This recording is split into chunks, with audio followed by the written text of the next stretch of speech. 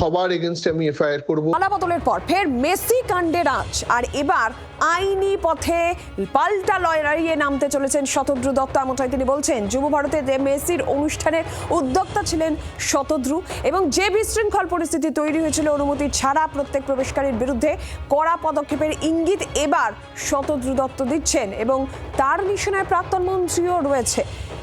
যুব ভারতের ঘটনা জেরে 37 দিন জেলও খেটেছিলেন শতদ্রু দত্ত, আর এবার তিনি পাল্টা লড়াইয়ের কথা বলছেন এবং তিনি ষড়যন্ত্রের অভিযোগ করছেন মেসি কাণ্ডে। এবার আইনি পথে পাল্টা লড়াইয়ে নামতে চলেছেন শতদ্রু দত্ত। কি বক্তব্য তার, কি বলছেন তিনি, আমরা জানবো। সরাসরি অর্কদীপ্ত মুখোপাধ্যায় প্রতিনিধি রয়েছেন আমাদের সঙ্গে। অর্কদীপ্ত, কি জানা যাচ্ছে? শতদ্রু দত্ত তিনি এবার পাল্টা লড়াইয়ের কথা বলছেন, তিনি ষড়যন্ত্রের অভিযোগ করছেন, নিশানায় প্রাক্তন মন্ত্রীও। একেবারেই তাই। শতদ্রু দত্ত বিগত কয়েকদিনে যদি আমরা তার সোশ্যাল মিডিয়া হ্যান্ডেলগুলো দেখি, তাতে কিন্তু পরিষ্কার তিনি লিখে দিয়েছেন তিনি ডিফেমেশন কেস ফাইল করতে চলেছেন। 50 কোটি টাকা বা তারও বেশি ডিফেমেশন কেস তিনি ফাইল করবেন। এবং যারা সেদিনকে অনৈতিকভাবে মাঠে প্রবেশ করে ফেলেছিল 13ই ডিসেম্বর, দেখো ডেটটা খুব সিগনিফিক্যান্ট হয়ে রয়েছে, কারণ মেসি সেদিন প্রথম ইন্ডিয়া ট্যুরের প্রথম ভেনিউ ছিল কলকাতা, তারপরে বিভিন্ন শহরে তিনি গিয়েছেন যেখানে শো অত্যন্ত ভালো করে ইভেন্টগুলো নামানো গিয়েছে। শুধুমাত্র কলকাতাতেই এই ঘটনা ঘটে যা গোটা বিশ্বে ছড়িয়ে পড়ে, মুখ পড়ে কলকাতার। এবং 37 দিন জেলে কাটাতে হয় শতদ্রু দত্তকে। এবং শতদ্রু দত্ত যেটা জানিয়েছেন যে তিনি কোনোভাবেই দায়ী ছিলেন না, তার তরফে বা তাকে যে স্কেপগোট করা হয়েছে এটাও কোট আনকোট তিনি সোশ্যাল মিডিয়াতেও লিখেছেন এবং বলেওছেন।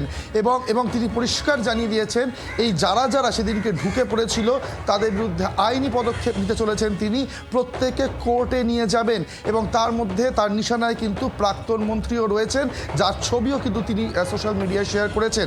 এবং একই সঙ্গে তিনি বলেছেন আরও যারা ঢুকেছিল প্রত্যেকের বিরুদ্ধে ইন্ডিভিজুয়ালি তিনি পদক্ষেপ করবেন। Z+ category security central home মিনিস্ট্রির সাথে কথা বলে তিনি অ্যারেঞ্জ করেছিলেন।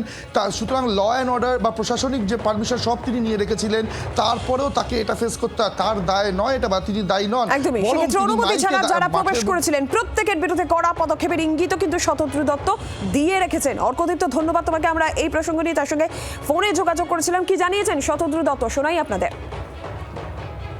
যারা সেদিনকে মাঠে ঢুকেছিল গাইড জোরে কিছু পাওয়ারফুল লোকেরা, কিছু গভর্নমেন্টের লোকেরা, যারা সেই সময় গভর্নমেন্টের খুব ক্লোজ লোকেরা ছিল, যাদের গাইড জোর করে অ্যাক্সেস পাস ক্রিয়েট করা হয়েছিল মাঠের ভেতরে, যেগুলো আমাকে না জানিয়ে করা হয়েছিল। এবং সবার এগেনস্টে আমি ইন্ডিভিজুয়ালি, আমরা ভিডিও দেখে সবার এগেনস্টে আমি এফআইআর করব এবং আমি কোর্টে যাব এবং তাদের এগেনস্টে আমি ড্যামেজ কেস ফাইল করব, ডিফামেশন কেস ফাইল করব। বাংলার আওয়াজ, বাঙালির আবেগ, জি 24 ঘন্টা।